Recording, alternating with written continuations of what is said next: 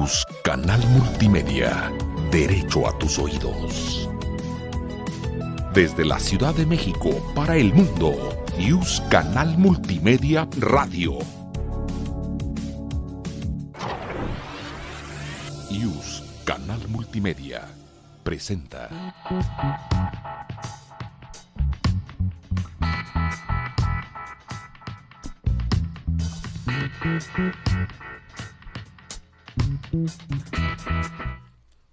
Hola, muy buenos días, comunidad UNAM, comunidad Eje. Esperamos que estén teniendo un gran jueves. Buenos días, Nancy, ¿cómo estás? Hola, ¿qué tal, Berito? Comunidad UNAM, como ya los denominaste. Y hoy vamos a hablar de protección de grupos en situación de vulnerabilidad, y para eso tenemos a un experto, Isaías Trejo Sánchez. Muchas gracias, Vero, muchas gracias, Nancy, por la invitación. Para mí es un gusto estar siempre en la Facultad de Derecho, en este programa de divulgación. Muchas gracias por la invitación. Bueno, y como saben, antes de comenzar con el tema, les voy a compartir un poco de la oferta que traemos esta semana, bueno, la próxima semana realmente en la Escuela Judicial Electoral. Vamos con la conferencia La Reforma del Sistema Electoral, una interpretación desde la visión europea, y para ello nos va a acompañar el doctor Fernando Rey Martínez, académico de la Universidad Pompeu de Fabra, el próximo, sí, es muy bueno, sí. El próximo martes a las 12 del día, al mediodía. Si quieren asistir, ya saben, ustedes pueden escribirnos a eje@te.gov.mx para que puedan visitar la Escuela Judicial y conectarse o, bueno, ver esta conferencia. Y también no se nos va la trivia electoral del episodio. El día de hoy, como vamos a hablar de grupos en situación de vulnerabilidad, la trivia es: ¿qué es la interseccionalidad? Cuéntenos en un par de líneas a través de Facebook, de Twitter, de nuestras redes sociales, qué entendemos por interseccionalidad, y quien lo conteste adecuadamente se va a llevar esta obra, la obra de El Principio Democrático, enfoque sistémico de la interpretación constitucional y convencional. Es una obra del magistrado Felipe Fuentes Barrera, de Isaías Martínez Flores y de Heréndira Ramos Vázquez. Entonces van a poder llevarse en realidad una de estas obras. Ahora sí, vámonos con el tema del día de hoy. Oye, y Berito, quería, antes también de que entremos al tema, o sea, Isaías forma parte de la ponencia del magistrado Felipe Lamata, y la verdad es es de los mejores secretarios que hay, no solo en la ponencia, sino en el Tribunal Electoral, quien proyecta de los asuntos más complejos. Entonces, para mí es como un gran gusto y pues toda la admiración también dentro del equipo de trabajo del magistrado de Lamata. Gracias, Nancy.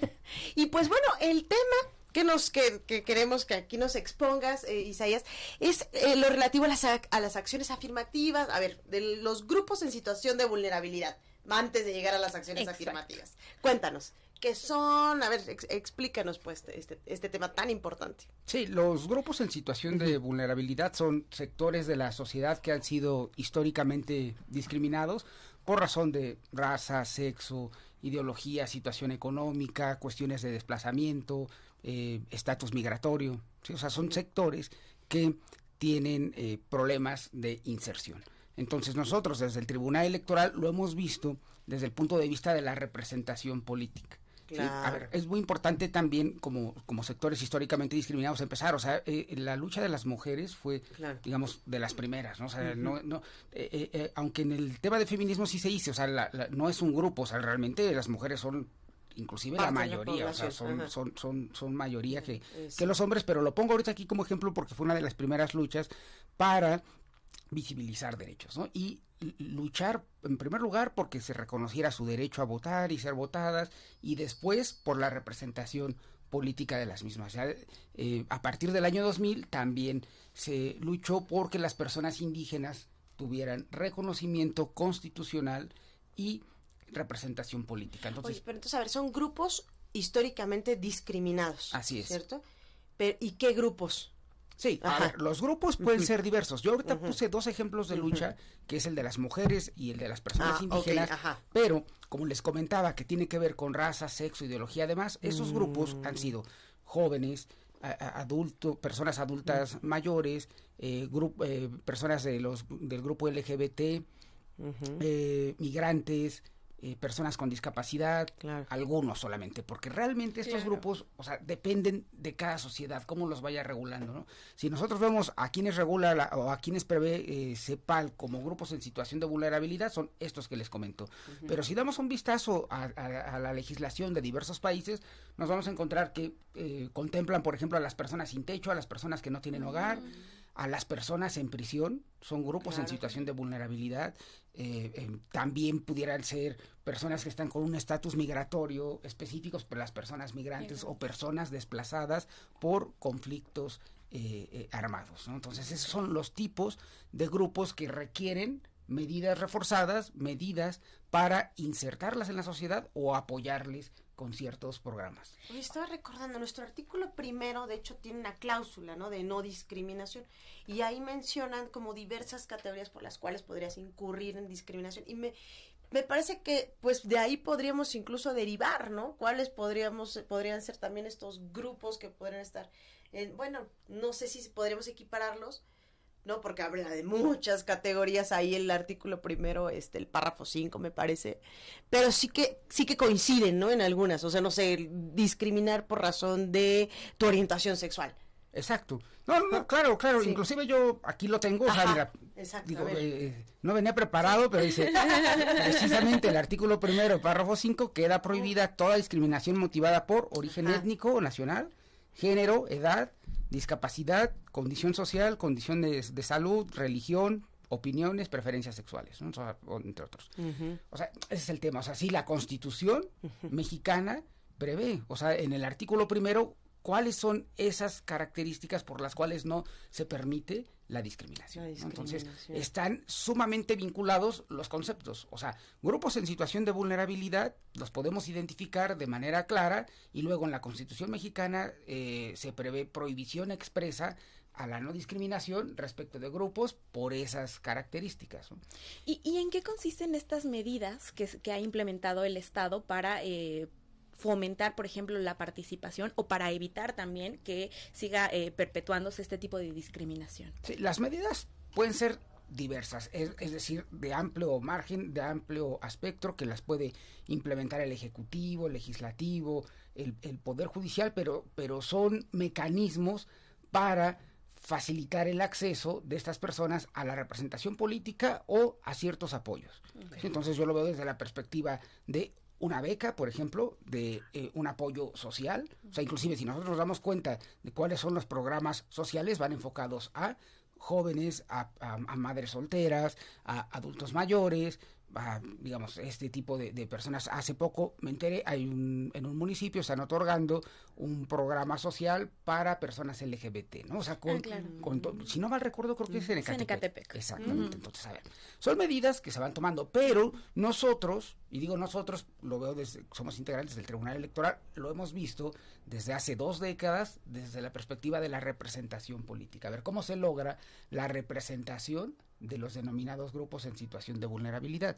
Y más adelante seguramente lo platicaremos, pero cómo se han perfilado. Entonces eso se hace mediante acciones afirmativas, o lo que se denomina también como discriminación inversa o acciones positivas, que implica establecer cupos o medidas específicas para que, en el caso de México, los partidos políticos postulen candidaturas de estos grupos, personas con discapacidad, personas LGBT o personas migrantes, ¿sí? Son algunos de los ejemplos que más adelante veremos con mayor detalle, pero esas son las acciones afirmativas.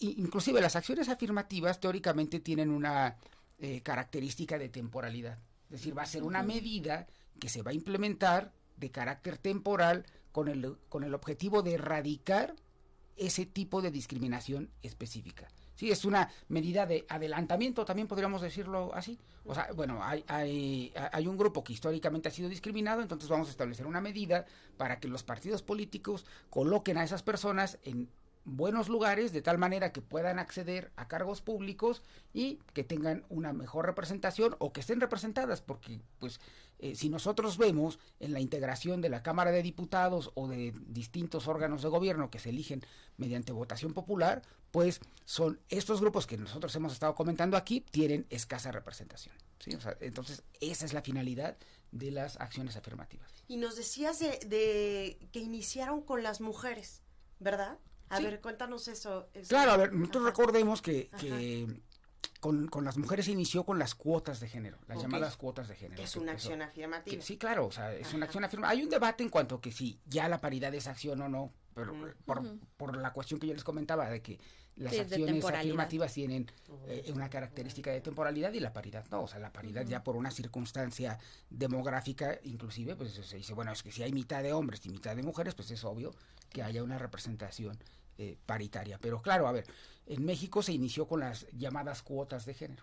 Entonces, de tal manera que los partidos políticos tenían que postular un porcentaje específico, si no mal recuerdo empezó con 20, luego 30%, 40%, hasta que se llegó a la paridad. Y ha habido debates, o sea, debates hay muchos, o sea, con relación al porcentaje, es decir, pongo otro ejemplo, o sea, ¿cuántas personas indígenas hay en México? O sea, con datos de 2018, 2021, si no mal recuerdo, hay aproximadamente entre 20 y 25 millones. Ahorita el dato lo estoy dando de manera aproximada, pero a lo que quiero llegar es que en México hay aproximadamente 20% de personas que se autoidentifican como indígenas.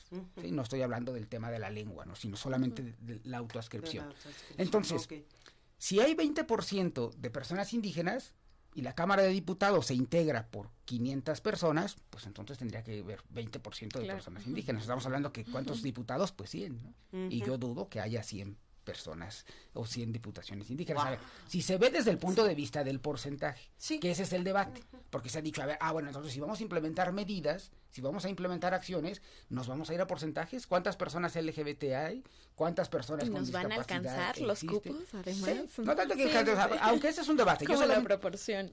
Yo solamente lo pongo, digamos, en la mesa, porque realmente ese no es el criterio que se ha seguido. Claro. O sea, el criterio ha variado, el criterio me parece que no refleja necesariamente un elemento objetivo, aunque se ha intentado, ¿no? O sea, se ha intentado, más adelante, si puedo dar algunos datos de cuáles son las medidas que se implementaron en 2021 y con datos, pero la realidad es que no refleja un porcentaje. Yo lo único que quiero poner sobre la mesa es el debate que existe en cuanto a si se debe reflejar o no un porcentaje específico. Y por eso, a ver, digamos, ya regresando a la pregunta, es el tema de las mujeres con el que inició, o sea, con el tema de las cuotas y posteriormente con personas indígenas. O sea, en esos dos grupos a mí es donde me parece que empezaron las luchas fuertes para implementar acciones afirmativas. Oye, pero de las cuotas de mujeres a lo de indígenas pasó largo tiempo, ¿no? No, claro, porque además digamos, el tema de la lucha de las personas indígenas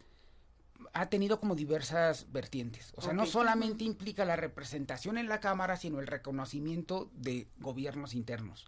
Entonces, yo siempre lo he sostenido. Para mí, los grupos originarios, las personas originarias, tienen una doble garantía. O sea, tienen la garantía, y prevista en la Constitución, de que el Estado respete su organización interna. O sea, ellos pueden tener su propio gobierno. Claro. Recordemos los casos de Cherán y de diversos ayuntamientos o municipios en Oaxaca.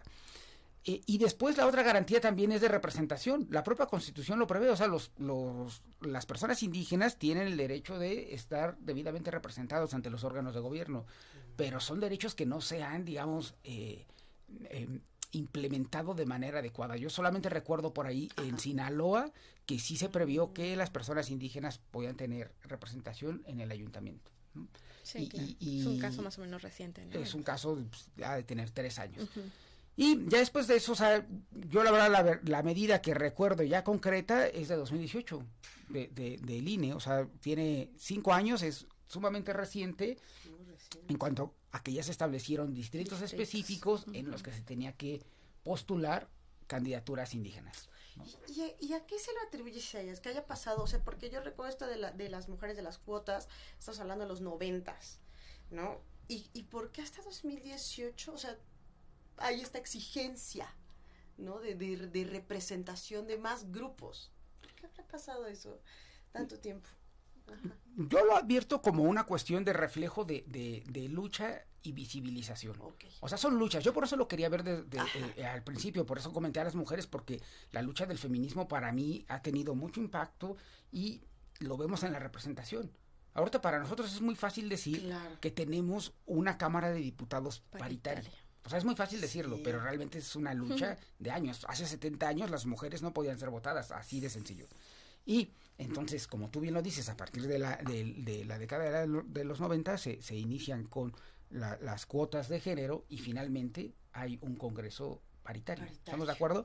Y regreso a la pregunta, me dices, ¿a qué se debe? Mi opinión, a luchas. O sea, se ve ese ejemplo, se ve ese buen ejemplo de representación y entonces hay luchas de diversos sectores que propugnan por los derechos de las personas con discapacidad, del grupo LGBT, de las personas migrantes, que no son, digamos, no es que hayan empezado a luchar hace 5 o 10 años, ¿no? También son luchas que tienen larga data, pero que me parece que han retomado ese tipo de posicionamiento o de lucha del feminismo, que lo han retomado y pues les ha dado buenos resultados. Fíjense, pero también es muy importante, o sea, esos son algunos grupos, o sea, si lo vemos al ratito, o sea, el INE y el tribunal ha complementado, digamos, acciones afirmativas para los grupos que ya mencioné, pero hay otros que no están incorporados, o sea, por ejemplo, no hay acción afirmativa para jóvenes. O sea, el tribunal ni el INE no lo contempló. Hay entidades federativas. ¿Y son un grupo en situación de vulnerabilidad? No hay acciones afirmativas, digamos, en el orden federal, lo estoy diciendo, para personas adultas mayores. Ni hay tampoco acción afirmativa para personas en situación de desplazamiento, ni para personas en prisión preventiva, ¿no? O sea, estamos hablando del derecho a votar, que apenas se les reconoció en 2018 mediante una sentencia que además proyectó aquí. Estuvimos involucrados en esa sentencia, pero bueno, a ver, estoy poniendo unos ejemplos de grupos que no han sido reconocidos o no han sido tomados en cuenta para acciones afirmativas. ¿Y podrías contarnos ya en concreto cuáles han sido estas medidas que se han implementado tanto el INE como el tribunal? Sí, el Instituto Nacional Electoral en 2018 implementó medidas para ciertos grupos, ¿no? Entonces, a ver, ¿a quiénes toman cuenta? En principio, personas indígenas, reservó algunos distritos y se complementó, ya porque lo impugnaron, entonces también contempló a personas LGBT, claro. A personas con discapacidad y al momento en que se impugna ante el Tribunal Electoral se incluye también a personas migrantes. ¿Sí? Entonces quedó establecido para personas LGBT, personas con discapacidad, personas migrantes y personas indígenas. Creo que se me escapa un grupo. Afrodescendientes. Personas afrodescendientes también, que digo, a ver, también está dentro de grupos originarios y se establecieron deberes específicos para los partidos políticos de postular ciertos números. A ver, les digo aquí, ¿sí? tengo el dato, si me permiten. Personas indígenas, fíjense, lo quiero decir porque es distinto el deber que se estableció. Exacto. Por ejemplo, para indígenas se estableció el deber de postular 21 candidaturas de mayoría relativa, o sea, ya es un número considerable. Sí. 21 candidaturas de mayoría relativa y 9 de representación proporcional. 30 lugares. Para personas con discapacidad, 6 de mayoría relativa y 2 de representación proporcional. Digamos, es el segundo grupo de mayor número. ¿Bajo qué criterio determinaron, por ejemplo, eso? Es lo que les comentaba. Ajá, es lo que toman en cuenta elementos objetivos que tienen que ver con porcentajes de población que están en esa situación. Aunque yo les comento, en mi opinión, no lo reflejan objetivamente. Es más, ni para personas indígenas. O sea, si están reservando 30 y nosotros ya quedamos, que es un 20%, tendrían que ser 100. O sea, tendrían que ser 100. Luego, personas afromexicanas, 3 de mayoría relativa y 1 de representación proporcional. Y de la diversidad sexual, 2 de mayoría relativa y 1 de representación proporcional, y migrantes y residentes en el extranjero, 5 personas de representación proporcional. Entonces, estos fueron los grupos que quedaron contemplados para la elección de 2021. Sí, que ya fue un avance, porque en 2018 no estaban contempladas, les comentaba, las personas migrantes. Entonces ya va avanzando, digamos, va avanzando. No, y aparte, entiendo que la acción afirmativa indígena, o sea, esa es la que está como más perfeccionada, ¿verdad? O sea, hay distritos reservados. Solamente. ¿no? Exacto. Donde solamente puedes postular indígenas. Porque en los otros queda elección de los partidos, ¿no? De dónde en qué lugar los colocas, ¿no? Tienen que estar en los 10 primeros lugares, pero pues tú eliges en qué circunscripción, ¿no? Poner tu candidatura, ¿no? Exacto, queda de libertad de los partidos, como bien lo dice Nancy, determinar el lugar, o más bien no el lugar, sino la circunscripción en el que los colocarán, ¿no? O sea, la realidad es que son pocos, ¿no? A mí me parece, por ejemplo, pensando en grupos de la diversidad sexual, 2 de mayoría relativa, pensando que de mayoría relativa se eligen 300 diputaciones, o sea, o sea, ni el 1%, entonces es muy poco, ¿no? O sea, es muy poco, pero bueno, a ver, son luchas que en mi opinión se ven reflejadas en candidaturas. Okay. Y que si ya analizamos de manera concreta, pues también se ven reflejadas ya en la integración de la Cámara de Diputados, ¿no? Eso también, digo, a ver, por mencionar uno de los órganos de representación, porque obviamente este tipo de cuotas, o más bien ese tipo de acciones afirmativas están previstas tanto para integrar la Cámara de Diputados como las legislaturas de las entidades federativas. Porque además fue un efecto cascadita, ¿no? Entonces empezó a nivel, eso sí, federal. No sé muy bien si... Sí, o sea, sí, pero no necesariamente está regulado solamente en la federación, ¿no? O sea, inclusive, fíjense, aquí, qué bueno que preguntas esto, Nancy, porque hay, digamos, diversidad de acciones afirmativas que en la federación no están contempladas. Yo hace rato hablaba de jóvenes, sí, claro. Y hay entidades federativas en donde sí están reguladas las acciones afirmativas para jóvenes, aunque en la federación no lo esté. Sí, o el diputado migrante. Exacto, un diputado joven, diputado migrante. No, los diputados migrantes empezaron si no mal recuerdo, en Zacatecas. O sea, y es donde y no estaba eso a nivel federal, y la legislación de Zacatecas no estaba ya lo contemplaba. Exacto. Fíjense, por eso es muy importante, espero que más adelante lo toquemos, tal vez una regulación. Vámonos, si no se nos van adelante, yo chin. Tal vez una regulación marco, o sea, que diera referencia, porque ¿qué es lo que, a ver, eso es interesante. Fíjense, ¿cómo se han regulado las acciones afirmativas? Yo lo diría, voy a decir con una expresión muy coloquial, pero casi ha sido a la carta. O sea, como lo han pedido, se han regulado. O sea, hay grupos que se han acercado al Instituto Nacional Electoral o mediante demandas ante la Sala Superior, y así es como se han regulado. Sí, exactamente, mediante litigio estratégico. Entonces, prácticamente ahorita en el orden nacional y local, las acciones afirmativas están reguladas por acuerdo administrativo, ya sea del INE o de los OPLES, y por sentencias del Tribunal Electoral o por algunos de los tribunales locales, ¿no? Con eso quiero decir que no hay legislación marco que prevea cuáles son las acciones afirmativas. En el denominado Plan B ya se regulaban las acciones, ¿no? O sea, digamos, ahí se podría abrir un debate, porque cómo se regulan, cuántas se regulan, qué grupos se contemplaron. Yo, el aspecto positivo que le veía a ese Plan B, que actualmente está suspendido, es, en principio, que ya lo regulaba, ¿sí? Como punto negativo, que la disminuía el número de cupos, digámoslo de esa manera.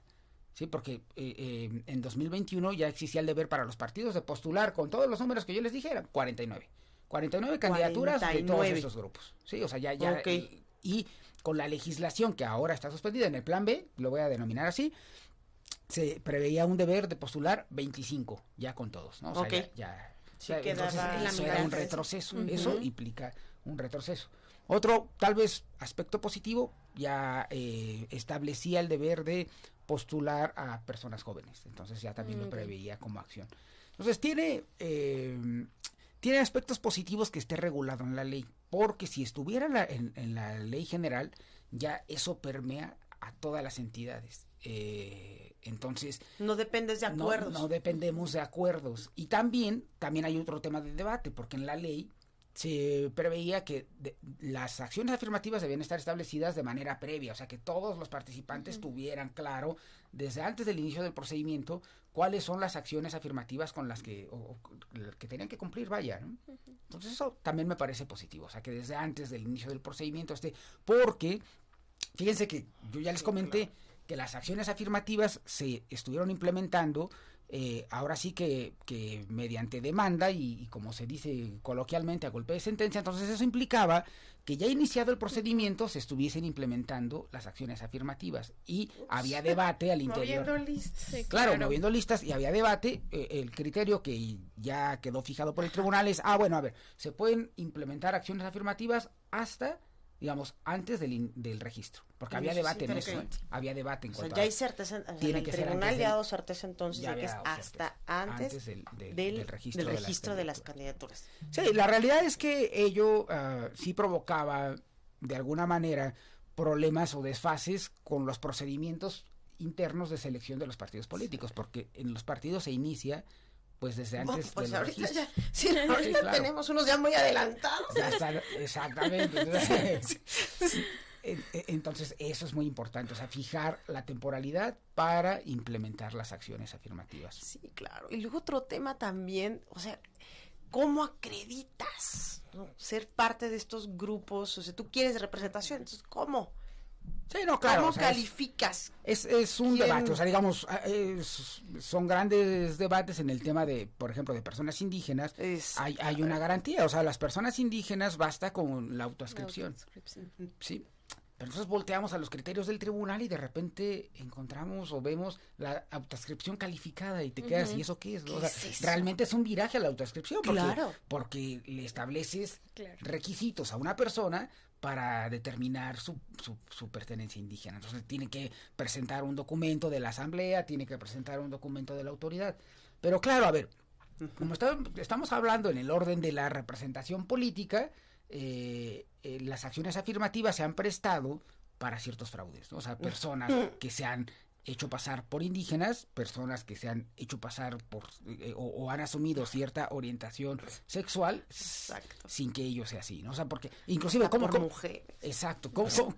lo hemos descubierto o cómo se ha conocido? Pues porque se han judicializado esos casos, claro, ¿no? O sea, recordamos el caso de Oaxaca, si no mal estoy, en 2018, en el que se estableció, pero peculiar, porque allá realmente se estableció una medida específica para personas transgénero, o muxes y otra categoría que previeron, ¿no? Pero dicen que bastaba también la autoascripción. Bastaba la autoascripción. Entonces, las propias personas que si eran muxes denunciaron, demandaron y ganaron. O sea, porque dijeron, no, a ver, hubo fraude a la ley, que fue lo que realmente se acreditó ante la Sala Superior del Tribunal Electoral. Entonces, ese tema que tocas, Nancy, es muy importante, porque sí que se deben establecer candados, pero de cierta manera también son limitantes o estamos reconceptualizando algunas categorías que ya tenemos en cuanto a, basta la autoascripción para considerarte una persona indígena como garantía para las personas indígenas, ¿no? O sea, no te voy a pedir más. Una exigencia.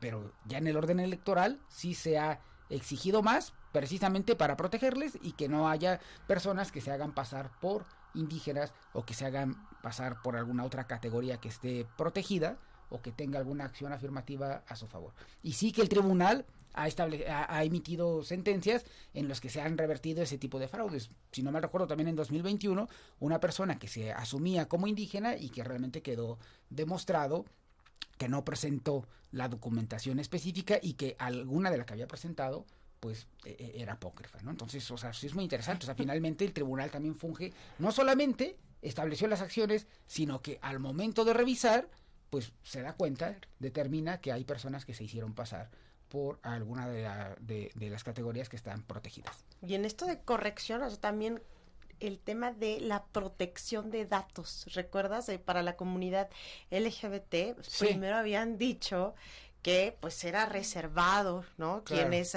se adscribían a esto y luego...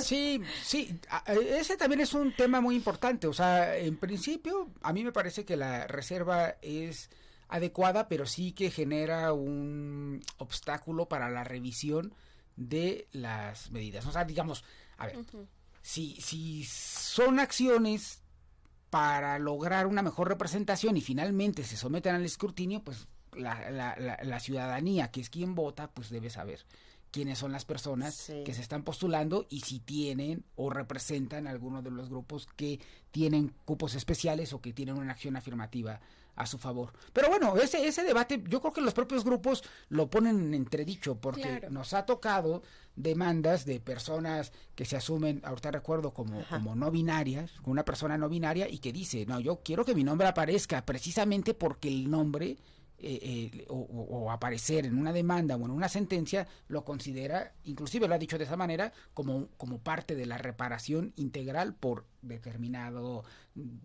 violación que asumían una demanda, ¿no? Entonces, o que sostenían una demanda. Entonces eso está interesante, o sea, porque es una persona que históricamente ha sufrido discriminación, así lo planteó, lo recuerdo, en esa demanda, y dice, yo lo que quiero es que aparezca mi nombre, o sea, no lo tachen, no lo supriman ni porque esté vinculado con una cuestión de diversidad sexual, sino que al contrario, yo quiero que aparezca mi nombre. Entonces ese tipo de debates pues los vamos a ir sorteando así, pero digamos caso por caso iremos viendo, ¿no? Sobre todo con personas que pertenecen al grupo LGBT. A la comunidad. A la comunidad. Sí, y es que, o sea, te digo, yo recuerdo que sí, esa sentencia que habló de estas acciones afirmativas, pues dijo, se reservan esos datos, ¿no? Lo de la comunidad LGBT, pero pues el INAI luego ordenó la transparencia de esto y pues ya el tribunal dijo, bueno, yo también comparto ese criterio y he hecho para atrás lo que había determinado. Y lo que les decía, a mí me parece que eso es adecuado porque finalmente transparenta y permite. Pero fíjate, ese diálogo, ¿no? Entre autoridades, esa distinta visión,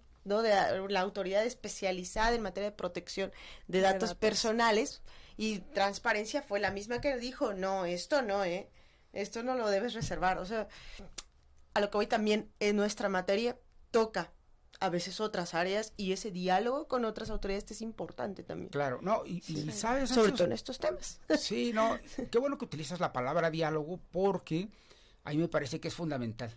O sea, en el tema de justicia dialógica, o sea, un poco buscar un espacio en el que dialogue el legislador con los órganos jurisdiccionales, sobre todo terminales, como es el caso del Tribunal Electoral, y que tienen atribuciones de control de constitucionalidad y de fijar este tipo de acciones afirmativas. Y me refiero a un espacio de diálogo porque ya mencionaba hace rato el denominado Plan B. O sea, el legislador, entonces, fíjense, es muy interesante porque ese diálogo se establece mediante sentencias y legislación.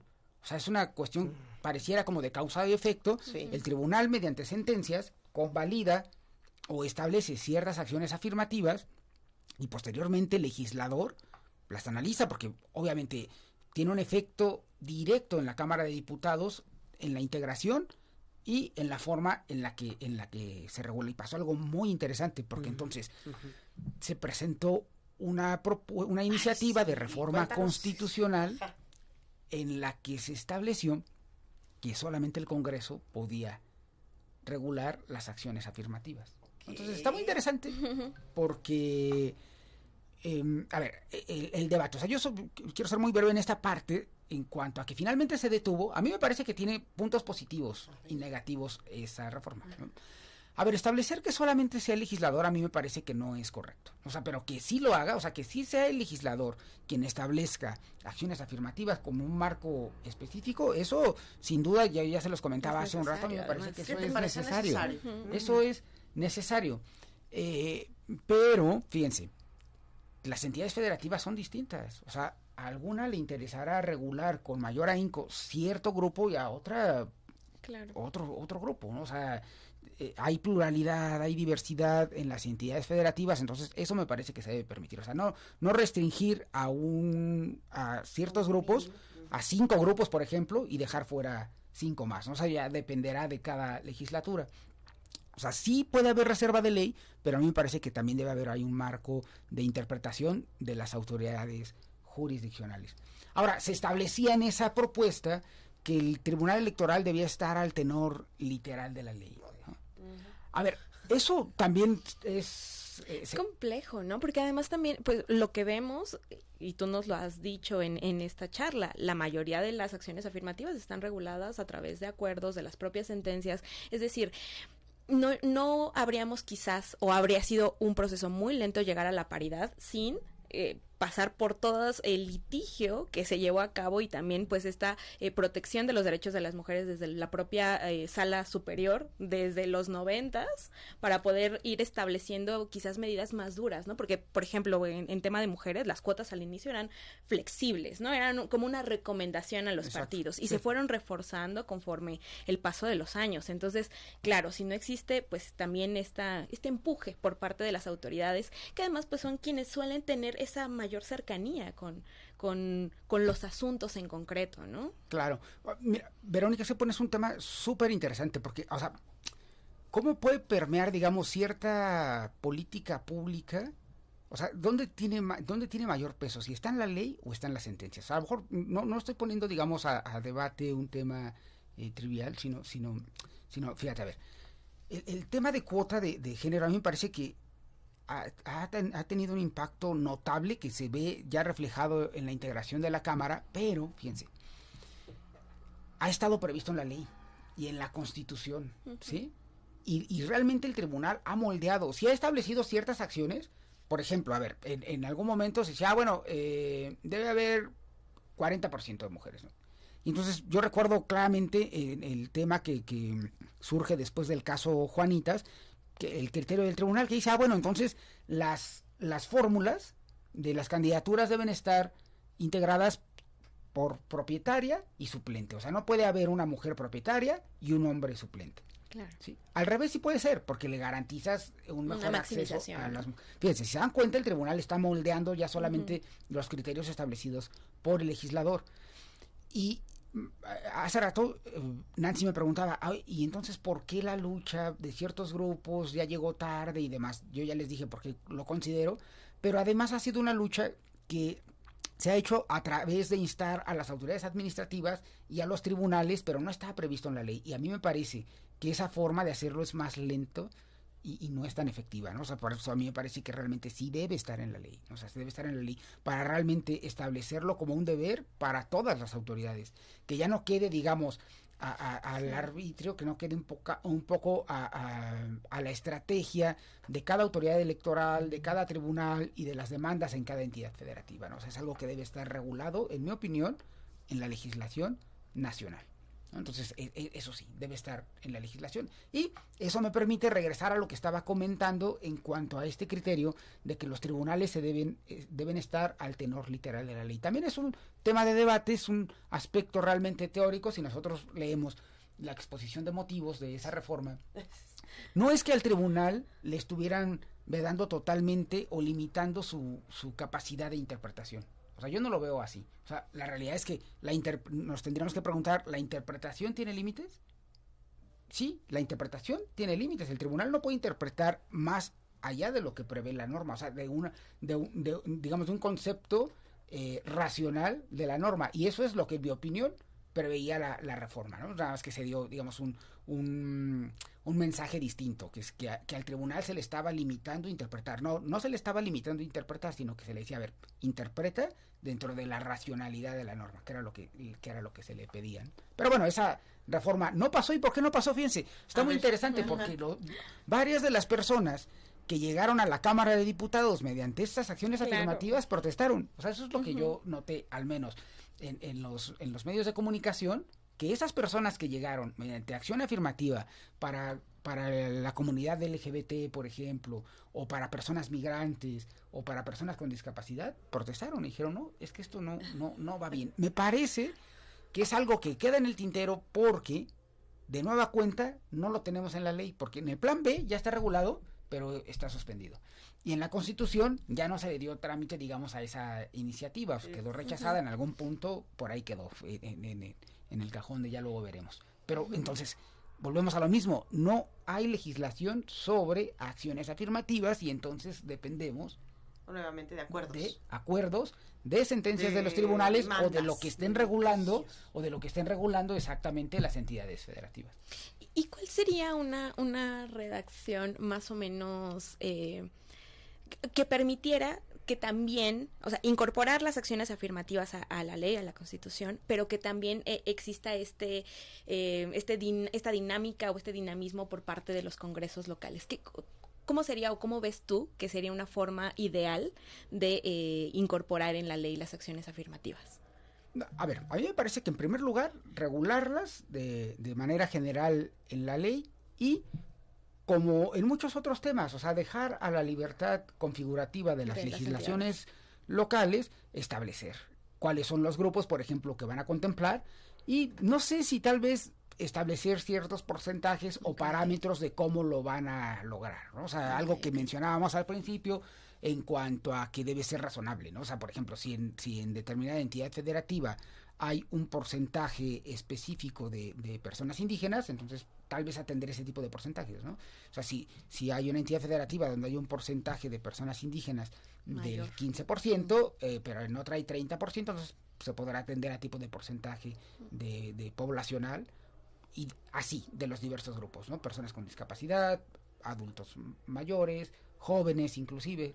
Entonces, pues yo considero que sí lo deben dejar a la libertad de cada entidad federativa, ¿no les parece que Sí. exacto, no les parece que las entidades federativas son distintas, no solamente Sí. en tamaño, que es lo obvio, en cuanto su a propia población. en cuanto a la población y a las luchas que hay en cada entidad, Claro. ¿no? Es más, nosotros, yo ahorita no lo voy a decir por nombres, no los quiero encasillar, pero me parece que las luchas de ciertos grupos, inclusive, están con mayor ahínco en ciertas entidades, ¿no? O sea, yo mencionaría, sí. por ejemplo, la comunidad LGBT, yo Sí. considero que tienen muy buenas luchas en ciertas entidades, ¿no? O sea, ciertas entidades están muy bien.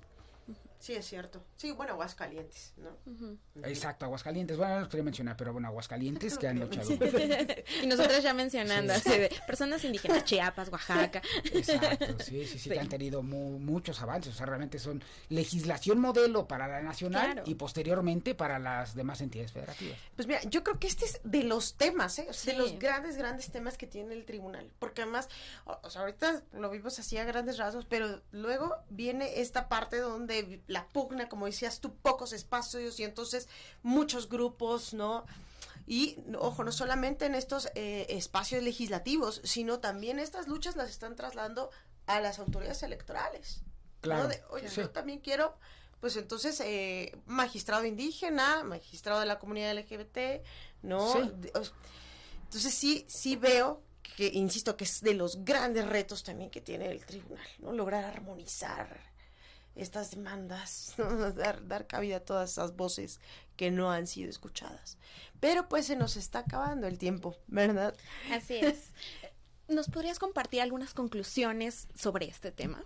Sí, claro, a ver, para mí es un tema muy importante que vemos reflejado en diversidad de sentencias, entonces yo lo que considero es que hay que apoyar, o sea, hay que estudiar cada vez más las acciones afirmativas, analizarlas y obviamente, o sea, tratar de lograr que haya un diálogo entre el legislador y el juzgador, o sea, que esas sentencias las conozca el legislador y que también el juzgador vea lo que está haciendo el legislativo, o sea, tanto de las entidades federativas como el nacional, o sea, digo, a ver, ya se quedaron estas dos propuestas, ahorita una ya quedó eliminada, pero la otra está suspendida, veremos qué es lo que pasa. Yo insistiría en que propiciemos estas vías de diálogo entre el legislador y el juzgador. Y retomo un poco lo que decía Nancy al final, a ver, nosotros lo vemos fácil, digamos, lo vemos fácil en cuanto a la representación política, pero ustedes comentaron algo al principio de interseccionalidad.